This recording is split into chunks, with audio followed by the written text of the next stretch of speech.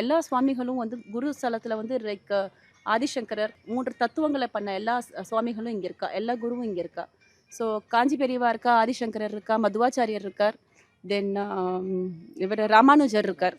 So இவெல்லாம் வந்து like அந்த இடத்துல வந்து ஒரு தனி வைப்ரேஷன்ஸ் இருக்குது. அங்கே ரொம்ப நல்லா இருக்கும். அங்கே கொஞ்ச நேரம் நான் இங்கே டெய்லி கார்த்தால பண்ணுற வேலை அதுதான். அங்கே வந்து கொஞ்ச நேரம் உட்காந்துப்பேன். Then every week we do Sahasranama பாராயணம் ஹியர். அண்ட் ரொம்ப ஒரு அமைதியான ஒரு இடம் அது ஆக்சுவலாக. ஸோ எல்லா சன்னதிகளும் இருக்கிறதுனால இங்கே பெருமாளும் வந்து ரொம்ப விசேஷமாக அது இதுவாக இருப்பார். ஹயக்ரீவர் லக்ஷ்மி சன்னதி இருக்குது, தென் ஆஞ்சநேயர் சன்னதி இருக்குது. ரொம்ப ஒரு அமைதியான ஒரு பீஸ்ஃபுல்லான ஒரு இடம். மூஷிக வாகன கஜானனா மூஷிக வாகன கஜானனா.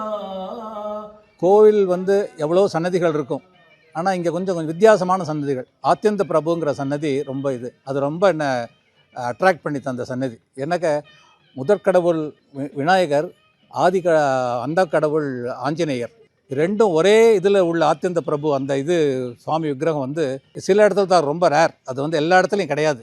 நான் எனக்கு இங்கே வந்து பார்த்தோன்னே நான் தான் ஃபஸ்ட் டைம் ஆத்யந்த பிரபுன்னு கேள்விப்பட்டிருக்கேன். ஆனால் இங்கே பார்த்த உடனே சரி இந்த சன்னதியில் வந்து நின்னாலே போகிறோம், நமக்கு அவ்வளோ எல்லா கடவுளையும் பார்த்த ஒரு திருப்தி வந்து கிடச்சிரும் அப்படிங்கிற மாதிரி அந்த ஒரு அட்ராக்ஷன். அந்த சொன்ன மாதிரி இந்த கணபதி, கணேசர், இந்த விநாயகர் சன்னதி வந்து ரொம்ப என்ன அட்ராக்ட் பண்ணிது. எனக்கு பிள்ளையார் வந்து முக்கியமாக வந்து என்ன பவர்ஃபுல் அப்படின்னா, அது தெரியல, அந்த மகா காயம்னு இப்போ கூட சொல்லிட்டு இருந்தேன். அவருடைய அந்த திடகாத்திரமான அந்த ரூபம் தான் வந்து பிள்ளையாரினுடைய ஒரு முக்கியமான ஒரு அம்சமாக தெரியறது.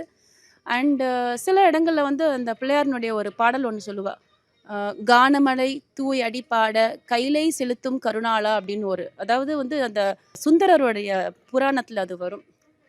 ஔவையாருக்கு மோட்சம் கொடுத்த அந்த ஒரு ஸ்தலம் வந்து இங்கே இருக்குது, பக்கத்தில் நம்மளுடைய கள்ளக்குறிச்சிக்கிட்டே இருக்குது. ஸோ அந்த தும்பிக்கையை பார்க்கும்போது எனக்கு அதெல்லாம் தோணும். ஸோ அவர் வந்து இங்கேருந்து ஔவையாரை நேராக கைலாசத்துக்கு கொண்டு போய் விட்டதா அந்த ஒரு ஸ்டோரி எனக்கு வரும். So that is the only thing. And பிள்ளையாரை பார்த்தாலே ஆலிங்கனம் பண்ணிக்கணும்னு தோணும். அந்த அளவுக்கு ஒரு தட் இஸ் த ஃபர்ம்னஸ், த வைராக்கியம், அவருடைய அந்த ஃபீலிங் அது நல்லா தெரியும்.